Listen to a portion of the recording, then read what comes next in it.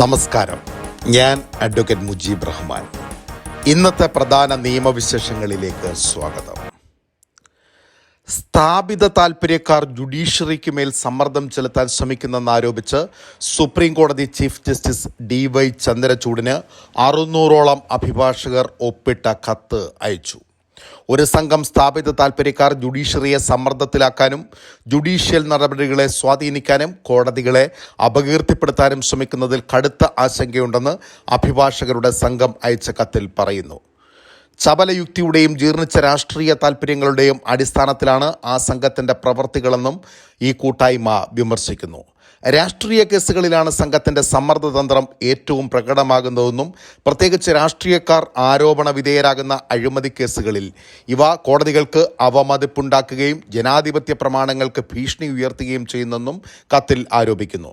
ചില അഭിഭാഷകർ പകൽ രാഷ്ട്രീയക്കാർക്ക് പ്രതിരോധം തീർക്കുകയും രാത്രി മാധ്യമങ്ങളിലൂടെ ജഡ്ജിമാരെ സ്വാധീനിക്കാൻ ശ്രമിക്കുകയും ചെയ്യുന്നത് ആശങ്കയുളവാക്കുന്ന കാഴ്ചയാണെന്നും കത്തിൽ പറയുന്നു.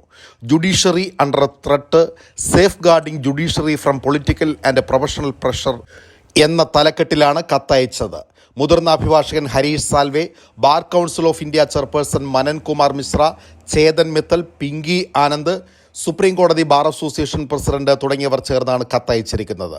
അതേസമയം ഏതെങ്കിലും പ്രത്യേക കേസിനെ കത്തിൽ പേരെടുത്ത് പരാമർശിച്ചിട്ടില്ല. എന്നാൽ കോടതികൾക്ക് മുന്നിൽ നിരവധി പ്രമാദമായ കേസുകൾ എത്തുന്ന സാഹചര്യത്തിലാണ് ഇത്തരമൊരു കത്ത് എന്നത് ശ്രദ്ധേയമാണ്. സുപ്രീം കോടതിയോട് ശക്തമായി നിലകൊള്ളാനും കോടതികളെ ഇത്തരം ആക്രമണത്തിൽ നിന്ന് സംരക്ഷിക്കാനും കത്തിൽ ആവശ്യപ്പെടുന്നുണ്ട്. രാഷ്ട്രീയ പ്രവർത്തകൻ രാഷ്ട്രീയ പ്രവർത്തനങ്ങളിൽ നിന്ന് വിട്ടുനിൽക്കണമെന്ന് ജാമ്യ വ്യവസ്ഥയിൽ ആവശ്യപ്പെടുന്നത് മൗലികാവകാശങ്ങളുടെ ലംഘനമാണെന്ന് സുപ്രീം കോടതി.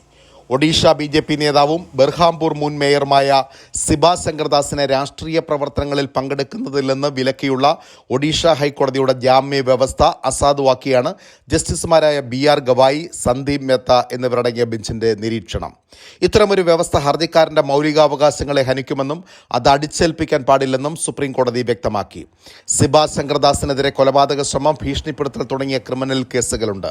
ഈ കേസുകളിലെ ജാമ്യ വ്യവസ്ഥയിൽ പൊതുസ്ഥലത്ത് ശല്യം സൃഷ്ടിക്കുന്നതിൽ രാഷ്ട്രീയ പ്രവർത്തനങ്ങളിൽ പ്രത്യക്ഷമായോ പരോക്ഷമായ ഇടപെടുന്നതിൽ നിന്നും സിബ ശങ്കറിനെ 2022 ഒഡീഷ ഹൈക്കോടതി വിലക്കിയിരുന്നു. ഇതിനെതിരെയാണ് സിബ സുപ്രീം കോടതിയെ സമീപിച്ചത്.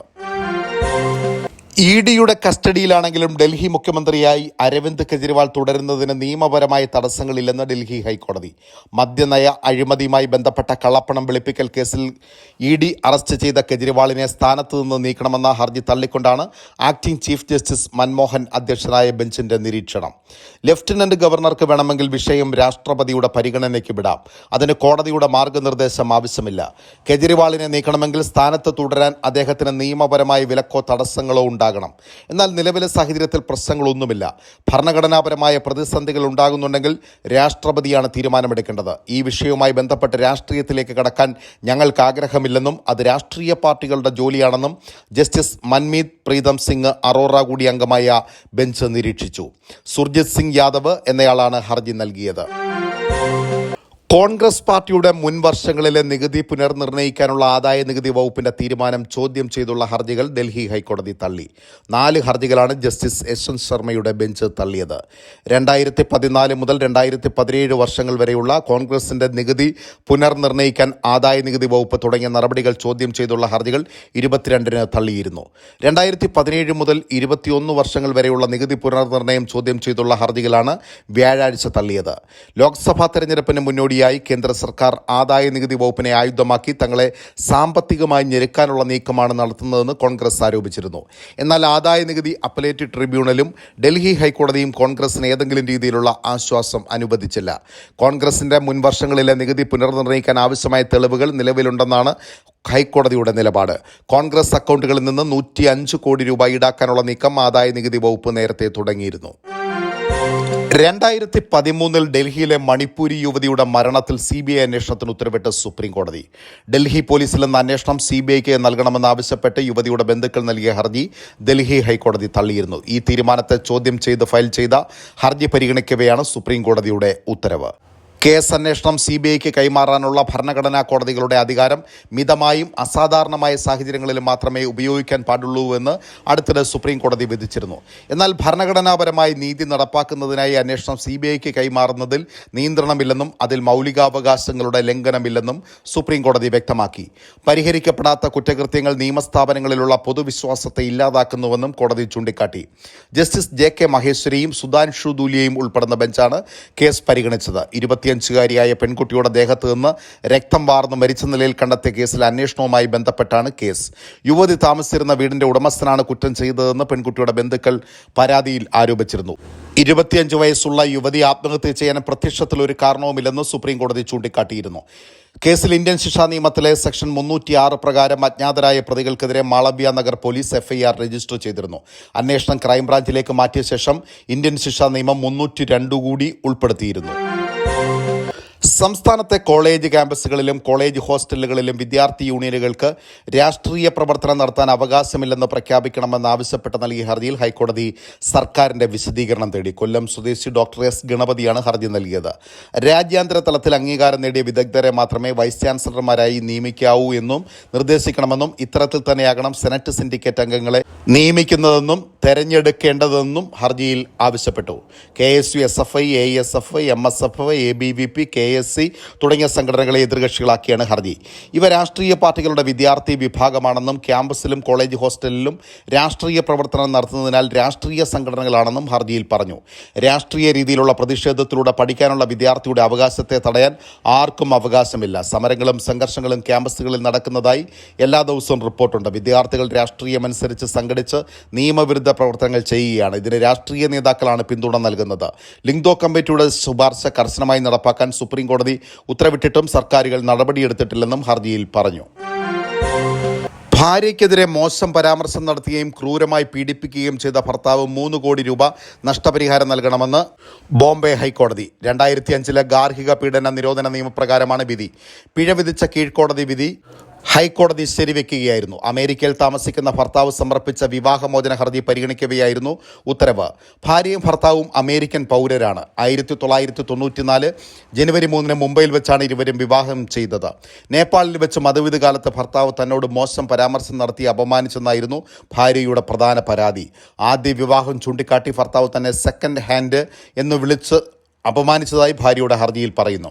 2014-15 കാലത്ത് ഭർത്താവ് അമേരിക്കയിലേക്ക് പോയി. 2017 വിവാഹമോചനം ആവശ്യപ്പെട്ട് അമേരിക്കയിലെ കോടതിയെ സമീപിച്ചു. അതേ വർഷം ഭാര്യ മുംബൈ മജിസ്ട്രേറ്റ് കോടതിയിൽ ഗാർഹിക പീഡനത്തിന് പരാതി നൽകി. 2018 അമേരിക്കയിലെ കോടതി ഇവർക്ക് വിവാഹമോചനം അനുവദിച്ചു. എന്നാൽ മജിസ്ട്രേറ്റ് കോടതിയിൽ നൽകിയ ഹർജിയിൽ ഭാര്യ ഗാർഹിക പീഡനത്തിന് ഇരയായെന്ന് കോടതി കണ്ടെത്തി. തുടർന്ന് ഭാര്യയ്ക്ക് 1,50,000 രൂപ പ്രതിമാസം ജീവനാംശമായി നൽകണമെന്നും 3 കോടി രൂപ നഷ്ടപരിഹാരം നൽകണമെന്നും സ്ത്രീധനം തിരികെ നൽകണമെന്നും വിധിച്ചു. ഇതിനെതിരെ ഭർത്താവ് ഹൈക്കോടതിയിൽ നൽകിയ ഹർജിയിൽ മജിസ്ട്രേറ്റ് കോടതിയുടെ ഉത്തരവ് ശരിവെക്കുകയായിരുന്നു. മൂന്നാർ മേഖലയിലെ കയ്യേറ്റവും വ്യാജ പട്ടയങ്ങളും കണ്ടെത്താൻ സ്വീകരിച്ച നടപടികൾ വ്യക്തമാക്കി റിപ്പോർട്ട് ഫയൽ ചെയ്യാൻ ഹൈക്കോടതി സർക്കാരിന് നിർദ്ദേശം നൽകി. ഹൈക്കോടതി നിർദ്ദേശപ്രകാരം ഓൺലൈനായി ഹാജരായ റവന്യൂ പ്രിൻസിപ്പൽ സെക്രട്ടറി ടിങ്കു ബിസ്വാളിനെ ജസ്റ്റിസ് മുഹമ്മദ് മുഷ്താഖും ജസ്റ്റിസ് MA അബ്ദുൽ ഹക്കീമും അടങ്ങിയ ബെഞ്ചാണ് നിർദ്ദേശം നൽകിയത്. കയ്യേറ്റ ഭൂമി ഒഴിപ്പിക്കുന്നതിൽ സർക്കാരിന് ആത്മാർത്ഥതയില്ലെന്ന വിമർശനം കഴിഞ്ഞ ദിവസം കോടതി നടത്തിയിരുന്നു. തുടർന്നാണ് പ്രിൻസിപ്പൽ സെക്രട്ടറിയോട് നേരിട്ട് ഹാജരാകാൻ നിർദ്ദേശിച്ചത്. കയ്യേറ്റത്തിനെതിരെ നടപടി സ്വീകരിക്കാൻ കളക്ടർക്ക് പൂർണ്ണ അധികാരം നൽകിയിട്ടുണ്ടെന്നും ആവശ്യമായ സൗകര്യം ലഭ്യമാക്കിയെന്നും പ്രിൻസിപ്പൽ സെക്രട്ടറി വിശദീകരിച്ചു.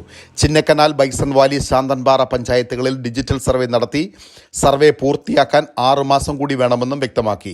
സമയം അനുവദിക്കുന്നതിലല്ല പ്രശ്നം, കയ്യേറ്റത്തിനെതിരെ നടപടി ഉണ്ടാകണമെന്നതാണ് ആവശ്യമെന്ന് കോടതി അഭിപ്രായപ്പെട്ടു. ഒഴിപ്പിക്കലുമായി ബന്ധപ്പെട്ട എത്ര റിപ്പോർട്ട് ഫയൽ ചെയ്തെന്ന് അറിയിക്കാൻ നിർദ്ദേശിക്കണമെന്ന് ഹർജിക്കാരുടെ അഭിഭാഷകൻ വാദിച്ചു. ആഭ്യന്തര വകുപ്പിനെ കക്ഷി ചേർക്കണമെന്ന് അമിക്കസ് ക്യൂറി ആവശ്യപ്പെട്ടു. ഒഴിപ്പിക്കുന്ന കാര്യത്തിൽ നടപടി സ്വീകരിച്ചിട്ടുണ്ടെന്ന് പ്രിൻസിപ്പൽ സെക്രട്ടറി അറിയിച്ചത് കോടതി രേഖപ്പെടുത്തി. തൃശൂരിലെ വൺ എർത്ത് വൺ ലൈഫ് എന്ന സംഘടനയടക്കം നൽകിയ ഹർജികളാണ് ഹൈക്കോടതിയുടെ പരിഗണനയിൽ ഉള്ളത്. കോയമ്പത്തൂരിലെ ഇഷ ഫൗണ്ടേഷനെതിരെ ഗുരുതര ആരോപണങ്ങളുമായി തമിഴ്നാട് പോലീസ് മദ്രാസ് ഹൈക്കോടതിയിൽ. ഇഷയിൽ നിന്ന് 2016 മുതൽ 6 പേരെ കാണാതായെന്ന് പോലീസ് ഹൈക്കോടതിയെ അറിയിച്ചു. കോയമ്പത്തൂർ ഇഷയിൽ ജോലി ചെയ്ത ഗണേശനെ കഴിഞ്ഞ വർഷം മാർച്ചിൽ കാണാതായെന്ന് കാണിച്ച് സഹോദരൻ തിരുമലൈ ഹേബിയസ് കോർപ്പസ് ഹർജി നൽകിയിരുന്നു. ഇതിൽ റിപ്പോർട്ട് തേടിയപ്പോഴാണ് justice MS Ramesh, justice Sundar Mohan എന്നിവരടങ്ങുന്ന ബെഞ്ചിന് മുമ്പാകെ പോലീസ് 6 പേരെ കാണാതായതായി മൊഴി നൽകിയത്. ഇതിൽ പോലീസ് ഇതുവരെ എന്ത് നടപടികളാണ് സ്വീകരിച്ചതെന്ന് ഹൈക്കോടതി ആരാഞ്ഞു. ഇഷ ഫൗണ്ടേഷൻ കേരളത്തിൽ നിന്ന് കാണാതായവരുടെ കേസുകളിൽ അന്വേഷണം പുരോഗമിക്കുകയാണെന്നും പോലീസ് കോടതിയിൽ മറുപടി നൽകി. എല്ലാ അന്വേഷണത്തിൻ്റെയും തൽസ്ഥിതി റിപ്പോർട്ട് ഏപ്രിൽ 18-നകം സമർപ്പിക്കണമെന്ന് കോടതി പോലീസിനോട് നിർദ്ദേശിച്ചു. കേസുകളിലെ തുടർവാദം അന്ന് നടക്കുമെന്നും അതേസമയം ഇഷ ഫൗണ്ടേഷൻ ആരോപണം നിഷേധിക്കുകയും ചെയ്തു. 6 പേരെ കാണാതായെന്ന വിവരം അസത്യവും അടിസ്ഥാനരഹിതവുമാണെന്ന് ഫൗണ്ടേഷൻ പുറത്തിറക്കിയ പ്രസ്താവനയിൽ വ്യക്തമാക്കി. മദ്യനയക്കേസിൽ മുൻപ് അറസ്റ്റിലായി ജാമ്യത്തിലിറങ്ങിയ വ്യവസായി ശരത്ചന്ദ്ര റെഡ്ഡി BJPക്ക് 55 കോടി രൂപ സംഭാവനയായി നൽകിയെന്നും കേസുമായി ബന്ധപ്പെട്ട് ഗൂഢസംഘം പ്രവർത്തിക്കുന്നതിന്റെ തെളിവുകൾ തന്റെ പക്കലുണ്ടെന്നും ഡൽഹി മുഖ്യമന്ത്രി അരവിന്ദ് കെജ്രിവാൾ കോടതിയിൽ പറഞ്ഞു. റിമാൻഡ് കാലാവധി പൂർത്തിയായതിനെ തുടർന്ന് കോടതിയിൽ ഹാജരാക്കിയപ്പോഴാണ് അദ്ദേഹം ഈ വാദങ്ങൾ ഉയർത്തിയത്. ശരത്ചന്ദ്ര റെഡ്ഡി ഡയറക്ടറായ അരബിന്ദോ ഫാർമ ഇലക്ട്രൽ ബോണ്ട് വഴി BJPക്ക് പണം കൈമാറിയെന്നാണ് കോടതിയിൽ കെജ്രിവാൾ ചൂണ്ടിക്കാട്ടിയത്. ഹിന്ദിയിൽ സ്വയം വാദിച്ച കെജ്രിവാൾ റിമാൻഡ് നീട്ടണമെന്ന EDയുടെ ആവശ്യത്തെ എതിർത്തില്ല. EDക്ക് വേണ്ടി additional solicitor general SV Raju 7 ദിവസത്തെ കൂടി കസ്റ്റഡിയാണ് ചോദിച്ചത്. റോസ് അവന്യൂ പ്രത്യേക കോടതി ജഡ്ജി കാവേരി ബെവേജ 4 ദിവസത്തേക്ക് റിമാൻഡ് അനുവദിച്ചു. തിങ്കളാഴ്ച വീണ്ടും ഹാജരാക്കണം. ഡൽഹി മദ്യനയവുമായി ബന്ധപ്പെട്ട സാമ്പത്തിക ഇടപാട് കേസിൽ കഴിഞ്ഞ 21-നാണ് കെജ്രിവാളിനെ എൻഫോഴ്സ്മെന്റ് ഡയറക്ടറേറ്റ് അറസ്റ്റ് ചെയ്തത്. പൂക്കോട് വെറ്റിനറി സർവകലാശാലയിലെ വിദ്യാർത്ഥി JS സിദ്ധാർത്ഥന്റെ മരണത്തിൽ ഗവർണർ ആരിഫ് മുഹമ്മദ് ഖാൻ അന്വേഷണ കമ്മീഷനെ നിയോഗിച്ചു. റിട്ടയർഡ് ഹൈക്കോടതി ജഡ്ജി ജസ്റ്റിസ് A ഹരിപ്രസാദിനാണ് ചുമതല. വയനാട് സ്പെഷ്യൽ ബ്രാഞ്ചിലെ റിട്ടയർഡ് DYSP VG കുഞ്ഞനും അംഗമാണ്. 3 മാസത്തിനകം റിപ്പോർട്ട് നൽകാനാണ് നിർദ്ദേശം. പ്രവർത്തന ചെലവ് സർവകലാശാല വഹിക്കണം. സിദ്ധാർത്ഥന്റെ ത്തിലേക്ക് നയിച്ച സംഭവങ്ങളിൽ സർവകലാശാലയ്ക്കുണ്ടായ വീഴ്ചകളെക്കുറിച്ച് കമ്മീഷൻ അന്വേഷിക്കും. വൈസ് ചാൻസലർ, ഡീൻ, ഉദ്യോഗസ്ഥർ എന്നിവർക്ക് വീഴ്ച സംഭവിച്ചിട്ടുണ്ടോ എന്നത് അന്വേഷണ പരിധിയിൽ ഉൾപ്പെടുത്തി. ഇത്തരം സംഭവങ്ങൾ ആവർത്തിക്കാതിരിക്കാനുള്ള പ്രതിരോധ നടപടികളും കമ്മീഷൻ നിർദ്ദേശിക്കും.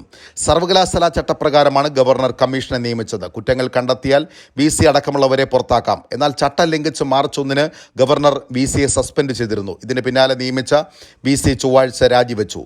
സർവകലാശാല VCയും രജിസ്ട്രാറും നൽകിയ റിപ്പോർട്ടിൽ സർവകലാശാലയുടെ വീഴ്ച വ്യക്തമാണെന്നും അന്വേഷണത്തിന് ജഡ്ജിയെ നൽകണമെന്നും രാജ്ഭവൻ ഹൈക്കോടതിയോട് ആവശ്യപ്പെട്ടിരുന്നു. തുടർന്ന് ഹൈക്കോടതി വിരമിച്ച ജഡ്ജിമാരുടെ പട്ടിക കൈമാറി. കമ്മീഷനെ നിയമിച്ച വിജ്ഞാപനം ഇറങ്ങും മുമ്പ് ജസ്റ്റിസ് A ഹരിപ്രസാദ് ഗവർണറെ രാജ്ഭവനിൽ സന്ദർശിച്ചു. ഇടനിലക്കാരൻ വഴി 50,000 രൂപ കൈക്കൂലി ആവശ്യപ്പെട്ട കേസിൽ മലപ്പുറം മേഖലാ പാസ്പോർട്ട് ഓഫീസറായിരുന്ന P രാമകൃഷ്ണന് CBI പ്രത്യേക കോടതി 5 വർഷം തടവും 3 ലക്ഷത്തിലധികം രൂപ പിഴയും വിധിച്ചു. 2015 ജൂലൈ 20-നാണ് പാസ്പോർട്ടിന് അപേക്ഷ നൽകിയ യുവതിയോട് ഇടനിലക്കാരൻ വഴി കൈക്കൂലി ആവശ്യപ്പെട്ട് CBIയുടെ പിടിയിലായത്. കൂട്ടുപ്രതി TT അബ്ദുൽ അമീറിനെ മാപ്പ് സാക്ഷിയാക്കി. CBI ജഡ്ജി ഷിബു തോമസാണ് പ്രതി കുറ്റക്കാരനാണെന്ന് കണ്ടെത്തി ശിക്ഷ വിധിച്ചത്. പ്രോസിക്യൂഷന് വേണ്ടി CBI special prosecutor M Nawas ഹാജരായി. ഗുജറാത്തിലെ മുൻ IPS ഉദ്യോഗസ്ഥൻ സഞ്ജീവ് ഭട്ടിനെ ഗുജറാത്തിലെ പാലൻപൂർ സെഷൻസ് കോടതി 20 വർഷത്തെ തടവിന് ശിക്ഷിച്ചു. 28 വർഷം മുമ്പുള്ള കേസിലാണിത്. 2 ലക്ഷം രൂപ പിഴയും വിധിച്ചു. ഗുജറാത്തിലെ ബനാസ്കാന്ത ജില്ലയിൽ സഞ്ജീവ് ഭട്ട് SP ആയിരിക്കെ സുമേർ സിംഗ് രാജപുരോഹിത് എന്ന അഭിഭാഷകനെ ലഹരിമരുന്ന് കേസിൽ കുടുക്കാൻ ശ്രമിച്ചെന്നായിരുന്നു കേസ്. 1996-ലായിരുന്നു സംഭവം. അഭിഭാഷകൻ താമസിച്ച ഹോട്ടലിൽ നിന്ന് ലഹരിമരുന്ന് പിടിച്ചെടുത്തതുമായി ബന്ധപ്പെട്ടായിരുന്നു കേസ്.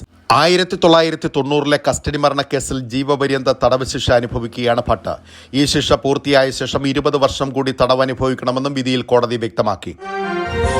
ആലപ്പുഴയിൽ യൂത്ത് കോൺഗ്രസ് മാർച്ചിനിടെ പോലീസ് നടത്തിയ ലാത്തിച്ചാർജിൽ ഗുരുതരമായി പരിക്കേറ്റെന്നും 50 ലക്ഷം രൂപ നഷ്ടപരിഹാരം നൽകണമെന്നും ആവശ്യപ്പെട്ട് യൂത്ത് കോൺഗ്രസ് ആലപ്പുഴ ജില്ലാ സെക്രട്ടറി മേഘ രഞ്ജിത്ത് നൽകിയ ഹർജിയിൽ ഹൈക്കോടതി സർക്കാരിന്റെ വിശദീകരണം തേടി. ഹർജി പരിഗണിച്ച ജസ്റ്റിസ് TR രവി മെയ് 22-ന് പരിഗണിക്കാനായി മാറ്റി.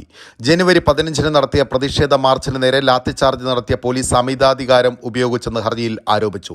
ലാത്തിച്ചാർജ് ആരംഭിച്ചപ്പോൾ ജനക്കൂട്ടത്തിൽ നിന്ന് താൻ മാറി നിൽക്കുകയായിരുന്നു. എന്നാൽ തന്റെ അടുത്തെത്തി DYSP ലാത്തി കൊണ്ട് കഴുത്തിലടിച്ചു. മർദ്ദിക്കുന്നത് നിർത്താൻ അപേക്ഷിച്ചിട്ടും മാരകമായി പരിക്കേൽപ്പിക്കുക എന്ന ലക്ഷ്യത്തോടെ തലക്കടിച്ചെന്നും അറിയിച്ചു. പരിക്കേറ്റ് ഇപ്പോഴും കിടപ്പിലാണ്.